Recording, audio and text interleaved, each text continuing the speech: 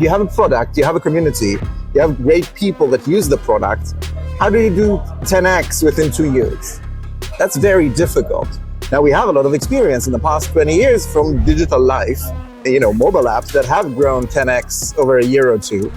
And they all used very scalable marketing tools. So heavy budgeted advertising, different types of measurement systems, huge campaigns in different areas to address new people in different places, different locations, new countries. And we saw that the blocker for the growth of the entire industry was those scalable marketing tools. And this is why we got into this space saying, okay, we will connect the scalable approach of Web2 marketing to the Web3 culture, the Web3 data, and the Web3 tech stack.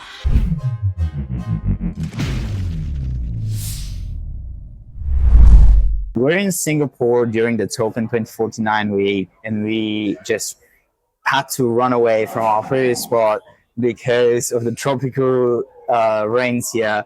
But we made it to another place, and we have the pleasure to interview Tomer, the founder of Addressable. Thank you. Could you please tell me a bit more about your journey into crypto and what brought you within the Web3 realm?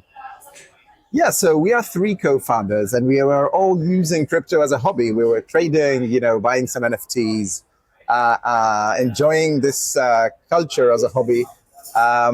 Each one of us also have touched crypto in their work. My previous work was in API security. I actually secured APIs of centralized exchanges, and my co-founder and CTO Thomas Shlomo was the CTO of a company that actually uses Chainalysis and different types of crypto investigation methods to get to criminals.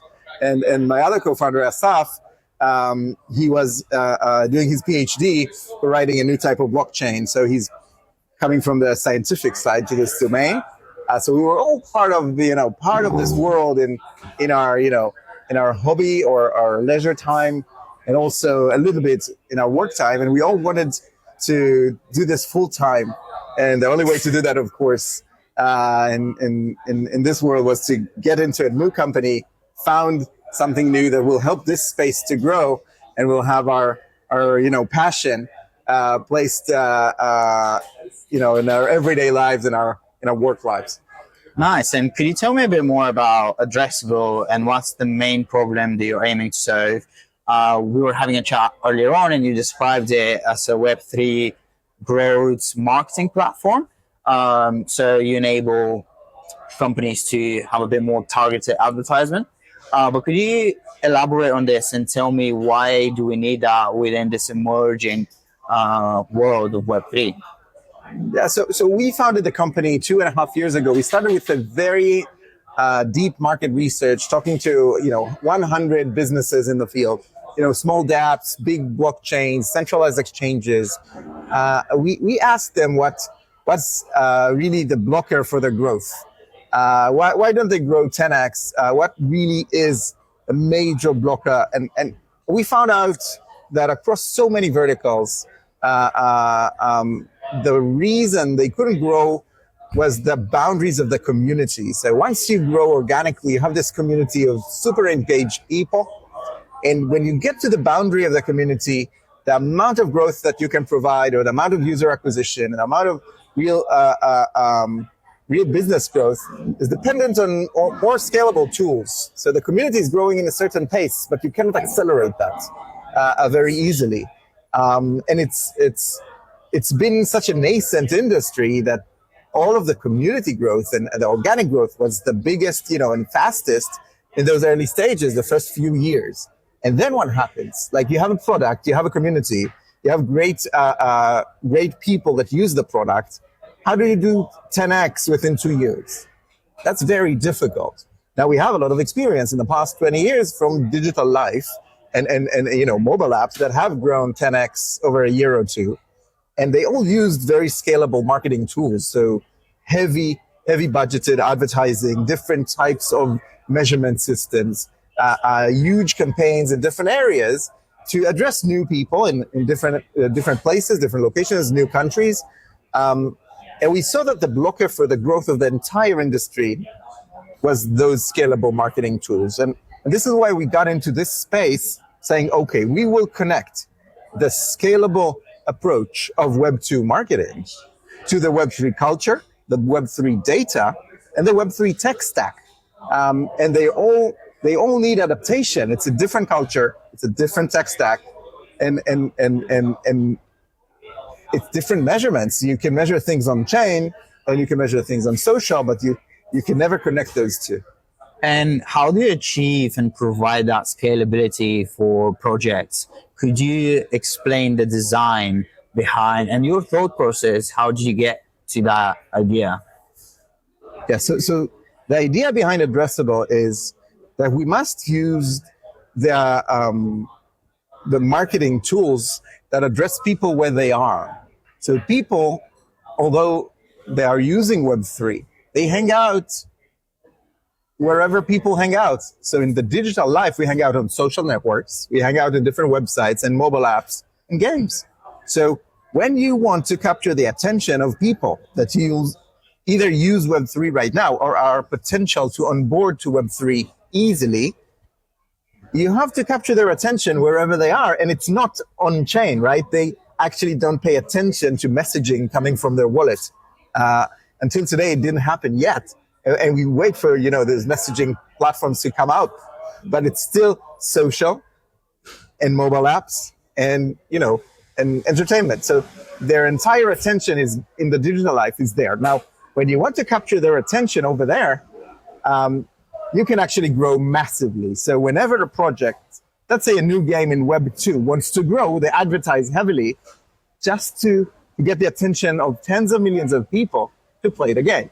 And in Web3, when you have a good product that actually is attractive and people love it, you want to get to the attention of tens of millions of people accurately and easily. And what we saw at Addressable at the beginning, what we see today, after we have more than 75 clients, are the fact that nothing has changed. People spend their time on social, and they need to see your new project, or they need to discover a new project only where they spend their time. So how do you advertise to Web3 people? Sorry to interrupt, but just to clarify, the background noise, that peculiar drops, just because we're in Singapore, we have the pleasure to be a token, but the rains here are terrible. So if you guys are wondering what's happening on the background and you hear some peculiar noise, that's just the rain pouring outside. Apologies to interrupt. The tropical rain is amazing. Yeah. But we embrace it. Yeah. So what we see in Web3 is that all the marketing stack is missing. And when good projects or new blockchains that are attractive, new dApps, new games, new centralized exchanges, when they want to attract new users, and new wallets, they want to attract new users, they want to really let the world discover about this product in a massive way, and they want to pour budgets in to get users out effectively.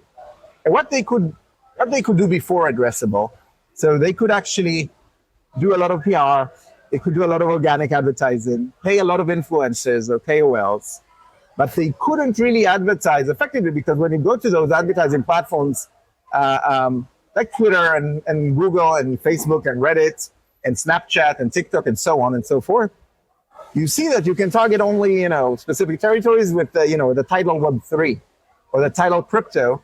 You can't really get to the right people. You have to capture 100x the time of the actual audience you want. Let's say you're a DeFi platform. Let's say you're a DEX. You want only DEX traders, right? You don't want to advertise to 10 million people if you want to capture only 200,000 DEX traders. And in this atmosphere of marketers that are puzzled, they had this wonderful tech stack in their previous job. All the Web2 marketers coming to Web3, they're like, wait a minute, how can I measure? And where do I put budgets to grow the user base? And how do I measure how much does a new user cost? What's the cost of acquisition?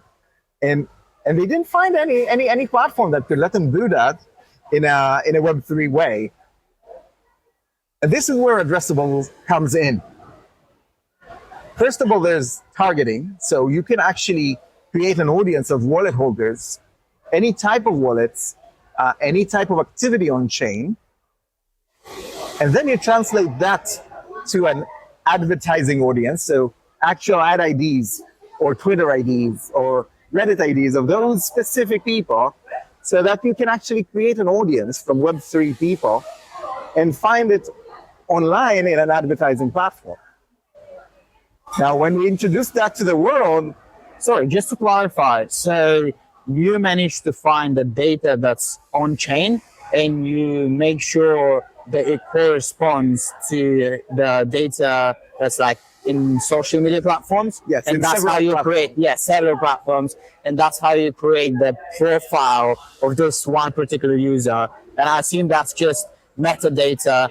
So it's probably revealing his identity if he's doxed on some of those social media platforms. So are there any like security concerns or privacy concerns there? Because we all love marketing is one of those terms where you want to be exposed to adverts that are relevant to you.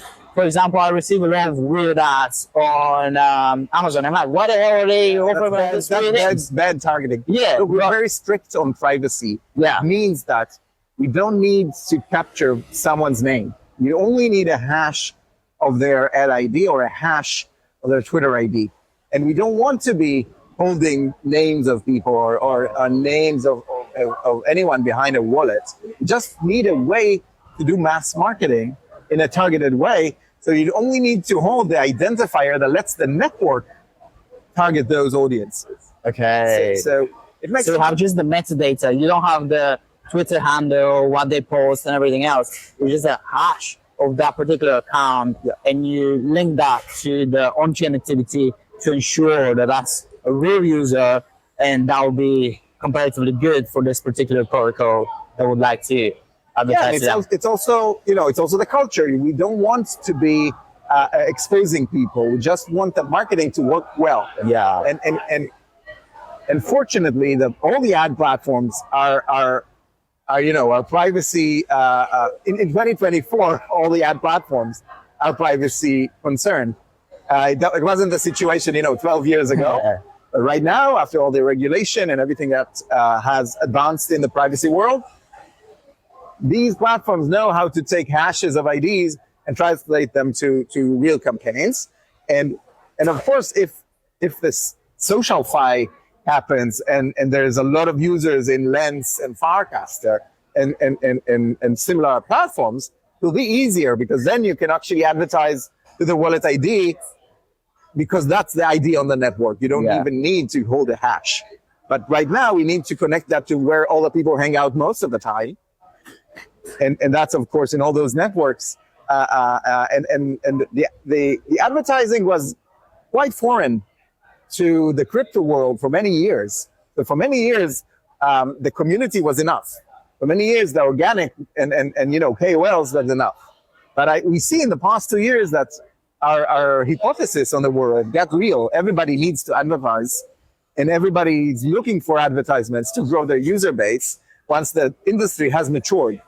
And this is exactly where they lack some tools. And I must say that with targeting, there's the other side, which is measurements. So once you create a campaign and you put money, you start to get concerned. Does my money work for me well? Because that's a lot of money. And actually this concern happens with KOLs. You pay people. You don't know, did this create a lot of users for me? What was the cost of acquisition? What was the cost of $1? Does it pay back the ROI? I paid here 2 ETH for, a tweet by a KOL. I paid 2 ETH. Does it pay back? Do the users that saw that, do they come back and pay more than 2 ETH in my platform or buy my token for more than 2 ETH? And can you provide that numerical data to your users? And how does that compare with any Web2 platforms? So how does it compare with other people other companies that are providing similar services? So the measurement part is a crucial part of any tech stack of marketing. So we created a pixel for websites and SDK for mobile apps. On chain, we see all the events, all the monetization events. On Twitter, we see who's coming to you to follow you. On Telegram, who's coming to your channel. So all those events, you want to map them to specific marketing activities and say, okay, you spent on this KOL, 3 let's say $10,000. And on this campaign of advertising, you spent $20,000. And on this campaign, on this PR in specific paper, you spend some money. So for all of those activities that are becoming big money, you want to know how much users came in, how many users actually spent money with you, how many users started to follow you, and so on and so forth. And you need to price that because you start to be very, it's a leaky bucket of money. You start to spend money on growth. You want to make it work better. And the more you spend, the more the measurement is actually changing a lot for you. Because if you spend a little and you make a mistake of 20% or 50%, that's not a lot of waste.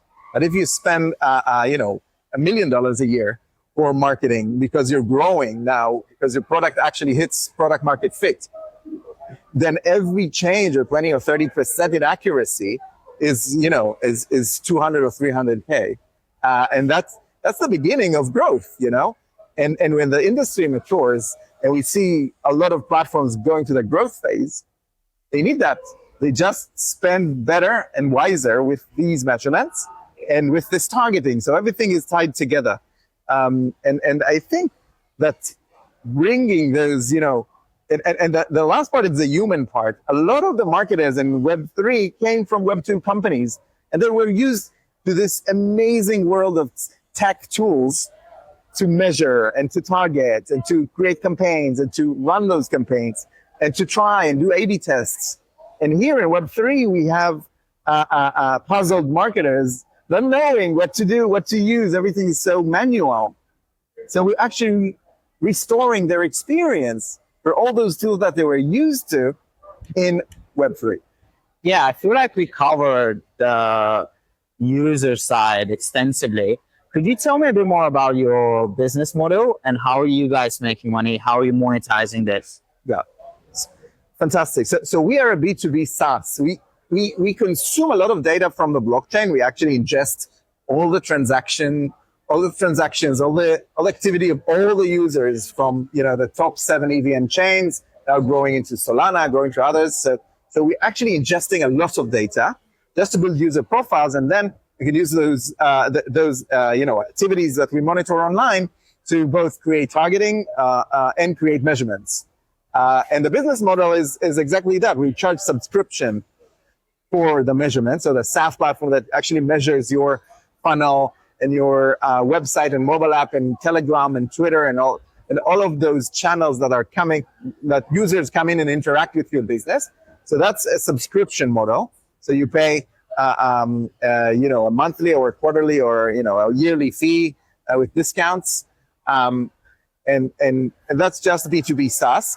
And on the media side, when you target, you want to create campaigns over Twitter ads or Reddit ads or programmatic ads and different channels. We're now launching Telegram ads. It's a lot of great stuff. You're actually paying by the media. So according to the media you spend. Yeah, and you said that you support 7 chains. I know that Polygon, Immutable, a few more are part of those. But you mentioned Solana. Are you planning to integrate Ethereum as well? And what's the roadmap? When are you planning to do it? Because I think we see a lot of, I would say, engagement within this ecosystem, and you haven't integrated them yet.